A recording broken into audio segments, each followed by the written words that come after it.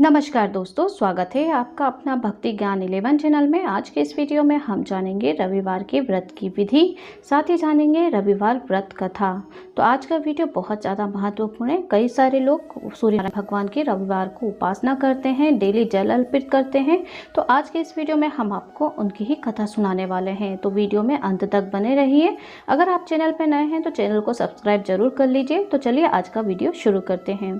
सुबह स्नान आदि करके स्वच्छ वस्त्र धारण कर लीजिए। शांत चित्त से व्रत का संकल्प करें, सत्य बोलें व ईमानदारी का व्यवहार करें और कम से कम एक परोपकार का काम अवश्य करिए। व्रत के दिन एक ही समय भोजन करें।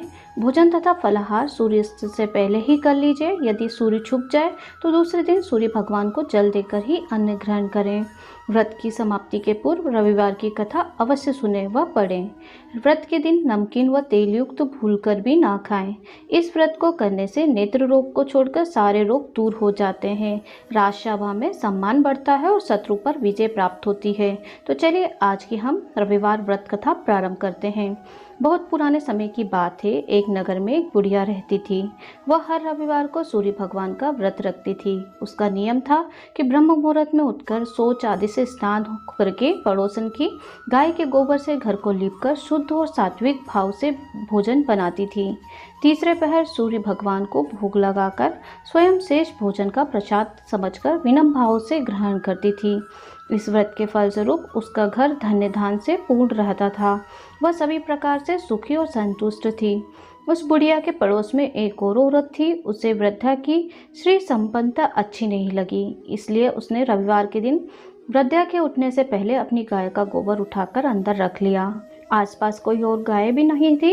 फलतः बुढ़िया घर को लीप नहीं सकी, ना ही भोजन बना सकी और न ही भगवान को भोग लगा सकी और ऐसे ही भूखी प्यासी सो गई। तो उस रात बुढ़िया के स्वप्न में भगवान दिखाई दे। अंतर्यामी भगवान ने अनजान बनते हुए वृद्धा से भोग न लगाने और प्रसाद न पाने का रहस्य पूछा। वृद्धा ने बताया कि गाय का गोबर न मिलने से वह ऐसा ना कर सकी। तब भगवान ने कहा, भक्तिन तुम क्योंकि सच्चे मन से निष्काम भाव से मेरा व्रत रखती हो, इसलिए मैं तुमसे प्रसन्न हूँ। मैं तुम्हें एक ऐसी गाय देता हूँ जो तुम्हारी सारी मनोकामनाएं पूरी करेगी, क्योंकि मेरा व्रत भक्तों के सभी संकटों और अभावों को दूर करके रिद्धि सिद्धि देता है। सुबह उठते ही वृद्धा ने अपने आंगन में एक सुंदर गाय का बछड़ा देखा। वह उस गाय के बछड़े की बड़े ही प्यार से सेवा करने लगी। वह गाय विशेष गुणों से संपन्न थी और सोने का गोबर करती थी।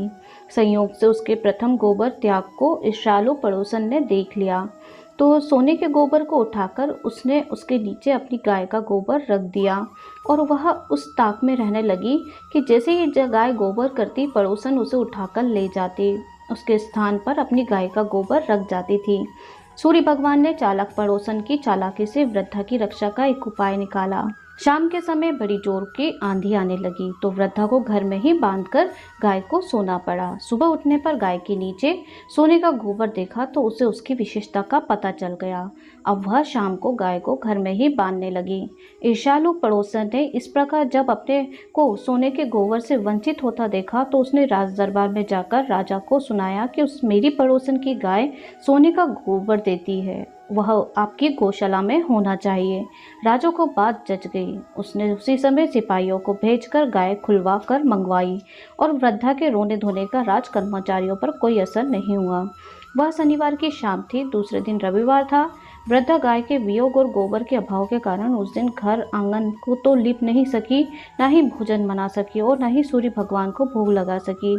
दयालु भगवान को वृद्धा पर दया आई। उन्होंने राजा की गौशाला को गोबर से ऐसा भरा कि राजा की नाक में दम आ गया और उन्होंने राजा को स्वप्न में हुक्म दिया कि या तो तुम सुबह होते ही गाय वृद्धा की गाय उसके पास भिजवा दें, अन्यथा तुझको और तेरे राज्य को नष्ट भ्रष्ट कर दूंगा। सुबह होते ही राजा ने सम्मान के साथ गाय वृद्धा के घर भेज दिया और राज्य में घोषणा करवा दी कि जो कोई भी सूर्य भगवान की भक्तिन वृद्धा को किसी भी प्रकार से सताएगा उसकी कड़ी सजा दी जाएगी। दूसरे आदेश से उसने प्रजा को हर रविवार को सूर्य भगवान की व्रत रखने का हुक्म दिया, साथ ही उनकी पूजा आराधना करने का संदेश पहुंचाया। व्रत के अच्छे फलस्वरूप राजा की और प्रजा की सभी मनोकामनाएं पूरी हो गईं तथा राजा तथा प्रजा आनंद के साथ भगवान की कृपा का बखान करते हुए दीर्घकाल तक सुखी और संतुष्ट होकर स्वर्गलोक को सिधार गए। तो इस तरीके से सूर्य नारायण भगवान की कृपा राजा पर और बुढ़िया पर अत्यंत शुभ तरीके से हुई है। तो अगर आप भी भगवान सूर्य नारायण भगवान का व्रत करते हैं, डेली उनको जल चढ़ाते हैं, तो भगवान भी आप पर प्रसन्न जरूर होते हैं और सच्चे दिल से की हुई प्रार्थना को भगवान जरूर स्वीकार करते हैं। चाहे आपके पास धन दौलत हो ना हो, केवल सच्चे मन से अगर आप उन्हें केवल याद कर लेंगे, उनकी पूजा आराधना करेंगे, तो भगवान दौड़े चले आएंगे आपके पास।